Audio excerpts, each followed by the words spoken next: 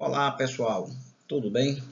Estou aqui de volta, o professor formador José Eduardo Silva, para dar início a mais uma videoaula.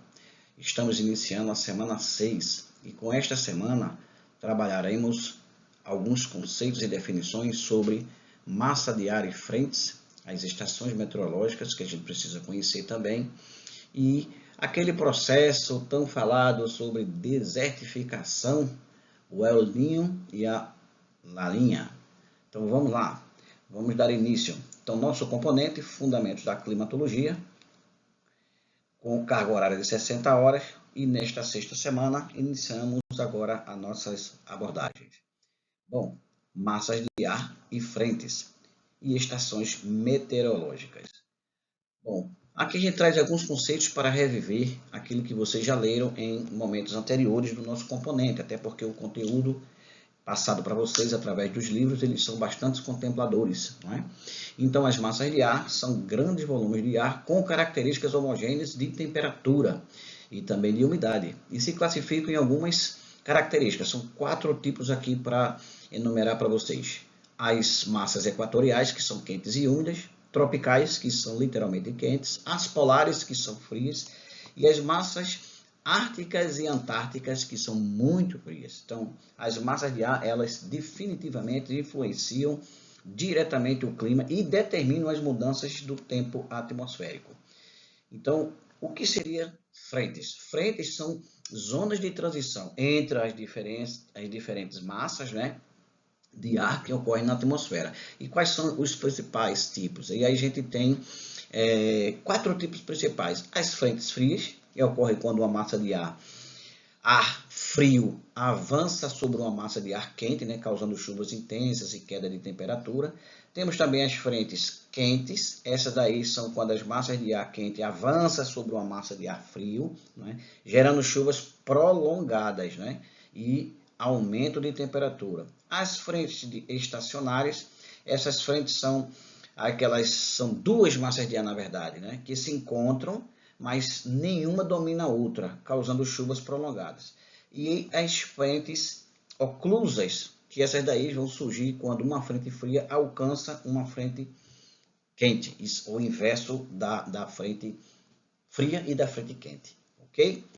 Bom, e as estações meteorológicas? As estações meteorológicas são equipamentos, né, que vão registrar os dados coletados da atmosfera, né? E esses dados servem para o quê? Para monitorar as previsões do tempo, e os principais instrumentos são esses aqui que eu relaciono para vocês. São 4. Nós temos o termômetro, que mede a temperatura, o barômetro, que mede a pressão atmosférica, o pluviômetro, que mede a quantidade de chuva, e o anemômetro, que mede a velocidade do vento. Esses dados que são coletados na atmosfera são essenciais para os estudos climáticos, né? E aí também servem para prevenir, né, os desastres naturais. Então, quem determina e dá as características do tempo são os meteorologistas. Então, eles são uns profissionais específicos para ter autoridade e a ciência suficiente para determinar esses dados momentâneos da atmosfera. Agora, o processo de desertificação e o El Niño e a Laninha. Como é que funciona esse processo de desertificação? Bom, a desertificação, na verdade, é uma degradação do solo, né, em regiões bastante áridas, semiáridas e subúmidas, causadas por atividades humanas, né, aquelas atividades antrópicas que a gente fala, né, e também devido às variações climáticas. Quais são as principais causas? Desmatamento. A gente vive uma situação enorme, não é? E frequentemente abordadas, né, na mídia, a toda hora e todo instante, sobretudo aqui no Brasil, naquela região norte, lá para cima, não é? Amazonas, etc, etc. Então, o desmatamento, a agricultura intensiva, né, e superpastoreio, a exploração excessiva de recursos hídricos. E quais são os impactos? Perda da biodiversidade e redução da produtividade agrícola e, consequentemente, o êxodo rural. Bom, o El Niño. Então, esse é um fenômeno climático que caracteriza-se pelo aquecimento anormal das águas do Oceano Pacífico Equatorial e vem influenciar o clima global. E quais são os efeitos dele? Aumento de chuvas em algumas regiões, né? A região sul do Brasil, por exemplo. As secas em outras regiões, ele promove seca, né? No caso do Nordeste, né, do Brasil e Indonésia. e traz os impactos na agricultura, na pesca e recursos hídricos. E o fenômeno ocorre de forma irregular, geralmente a cada 2 a 7 anos. Existe mais ou menos isso estatisticamente, de acordo com a literatura. O Laninha, ele já é o oposto do El Niño, ou seja, ele é caracterizado pelo resfriamento anormal das águas do Oceano Pacífico Equatorial. E os efeitos deles incluem alguns pontos: o aumento de chuvas no norte e nordeste do Brasil, secas em regiões como o sul do Brasil e Califórnia, lá nos Estados Unidos, e intensificação de furacões no Atlântico. Observa isso. Então, tanto um como o outro, tanto este Laninha como o El Niño, seus impactos variam globalmente, né? Isso aí não tem uma característica padrão para cada área. Então, eles variam de acordo com o momento em que eles ocorrem também. O professor aqui apresenta algumas referências que eu utilizei aqui, né? Alguns pontos de busca para esse tipo de apresentação.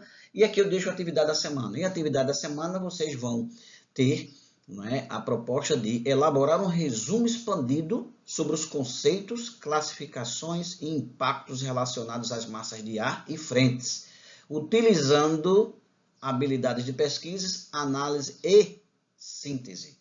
Então, vocês vão desenvolver um resumo expandido. Esse resumo expandido está aí na semana, todas as características dele, como vai ser o processo avaliativo, a descrição da atividade em si, está lá discriminado para vocês, inclusive as informações com relação a texto, e também o modelo do resumo expandido que vocês devem adotar. E esse resumo vocês podem desenvolver ele em grupos de até 5 pessoas, tá bom? Então vocês vão ter isso de forma tranquila, a gente vai explicando ao longo da semana no nosso fórum de discussão, e aí também vocês terão o prazo desta semana para fazer o depósito desse arquivo. Pode ser em doc ou em PDF, ok? E as regras, absolutamente, as regras da ABNT na configuração de um documento.